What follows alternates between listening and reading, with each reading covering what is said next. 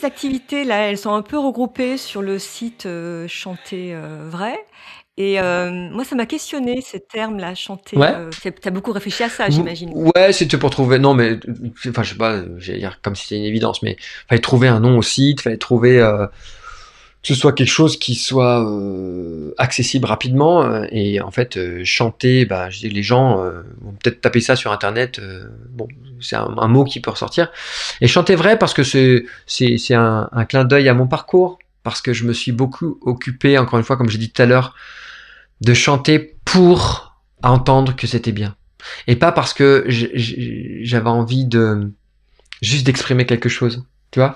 Et du coup, ce mot-là, il est très parce que qu'est-ce qui est vrai, qu'est-ce qui l'est pas, ça nous appartient à chacun en fait. Donc pour moi, chanter vrai, c'est qu'est-ce que tu veux dire? Est-ce que tu mets juste tout ce que t'es simplement? Parce qu'il y a quand même un phénomène qui est intéressant, c'est qu'à partir du moment où le son il sort de soi, il nous appartient plus, c'est fini, c'est trop tard, on n'a plus aucun impact dessus.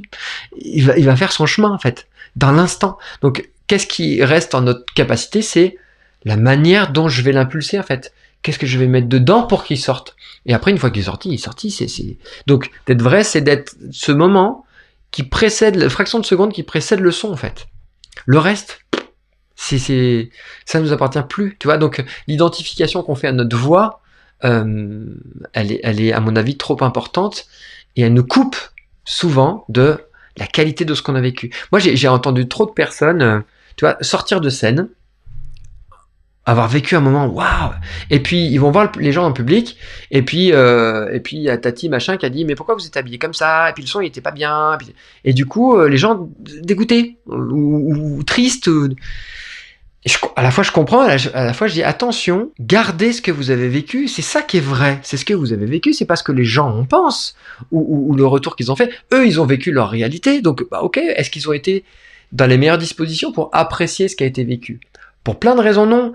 Ils se sont mal garés, ils ont mal mangé, ils sont pas bien, ils sont pas bien placés dans la salle, je sais pas quoi. Enfin, ça, on n'est pas responsable de ça. Nous, on est responsable de ce qu'on vit là, dans l'instant, et d'accroître le plus possible la qualité de ce qui est vécu là. Et si c'est le cas, si vous êtes sorti de scène avec, waouh, le cœur explosé, avec quelque chose qui a été fort, c'est ça la vérité. Le reste, après, on peut commenter tout ce qu'on veut, mais garder quand même ça.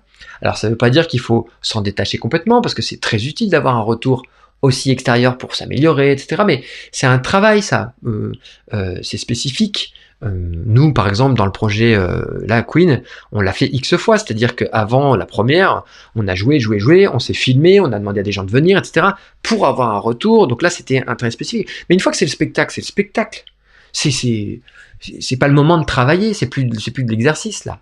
Donc, une fois qu'on l'a fait 5, 6, 7, 8, 9, 10 fois, et qu'on retrouve un peu des mêmes commentaires, ah ok, bah on va commencer à éventuellement articuler des choses, bouger des choses, mais chaque moment est tellement unique que voilà, savoir ce que Papy en a pensé, ça peut avoir son importance, mais il faut juste mettre une attention, une relativité là-dessus. Donc, cette notion de vrai, c'est simplement pour nous ramener un petit peu à qu'est-ce que je suis en train de vivre et est-ce que je suis authentique avec ça et je le vis et j'observe que les gens ressortent vraiment grandis. Tu vois, dans les stages où ils sont 12 là, la plupart du temps ils se connaissent pas et ils arrivent avec une forte appréhension du groupe, ce qui est tout à fait légitime pour plein de raisons. Voilà, on est confronté, etc. On regarde l'autre, quel que soit notre âge, à des degrés différents, et il y a pas une fois en 10 ans où les gens sont pas repartis en disant mais heureusement que vous étiez là. Donc pour moi c'est ça, c'est gagner en fait. C'est pas tellement finalement ce que j'ai chanté, c'est j'ai été entendu à l'endroit où j'ai pu me montrer une certaine forme de vulnérabilité, j'étais accueilli là-dedans.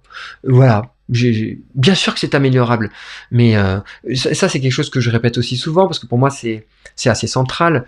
Euh, Chacun fait tout le temps du mieux qu'il peut. Ça n'existe pas de pas faire du mieux qu'on peut. On l'a trop entendu à l'école ça. Ouais, peut faire mieux. Non, c'est pas vrai. Si tu pouvais faire mieux, tu l'aurais fait. À moins que volontairement tu voulais qu'on se foute de toi, ou volontairement tu voulais que ce soit pas bien, ou pas joli, pas... Non, on fait toujours ce qu'on peut, et particulièrement dans ces moments-là. Alors après, il y en a qui me disent, oui, mais là j'aurais pu faire l'effort de... Alors pourquoi tu l'as pas fait?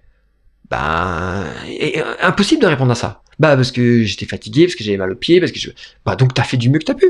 Est-ce que ça veut pas dire que tu peux t'améliorer? Si, bien sûr. Donc ça veut dire que peut-être, la prochaine fois, bah, mange pas juste avant de rentrer sur scène, parce que ça t'a déstabilisé.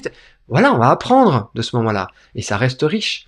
Mais de faire croire aux gens qui donnent pas le meilleur de ce qu'ils ont, c'est faux, et ça nous emmène, encore une fois, vers un auto-sabotage qui dessert la qualité de tout le spectacle.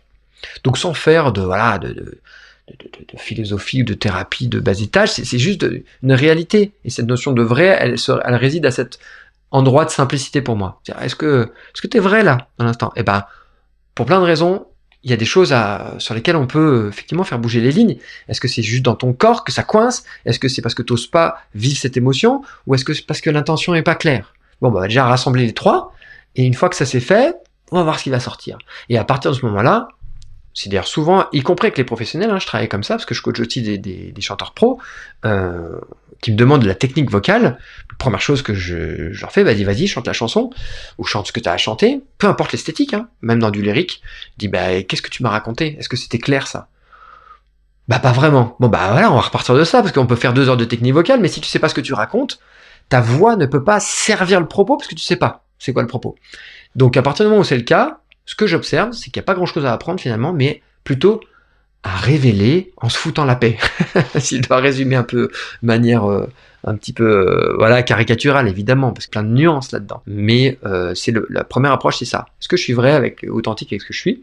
Et là, oui, là, ta voix, on peut aller travailler tel positionnement de larynx, si tu vas mettre, tu vois, avancer ta mâchoire à cet endroit-là, si ta langue elle est placée comme ça, boum, tu vas voir que ça va ouvrir, que ça... Là, ça devient hyper intéressant et pertinent de faire ce travail-là, mais au service de qualité et d'intention. Sinon, c'est de la forme pour la forme, et on passe, à mon avis, à côté souvent.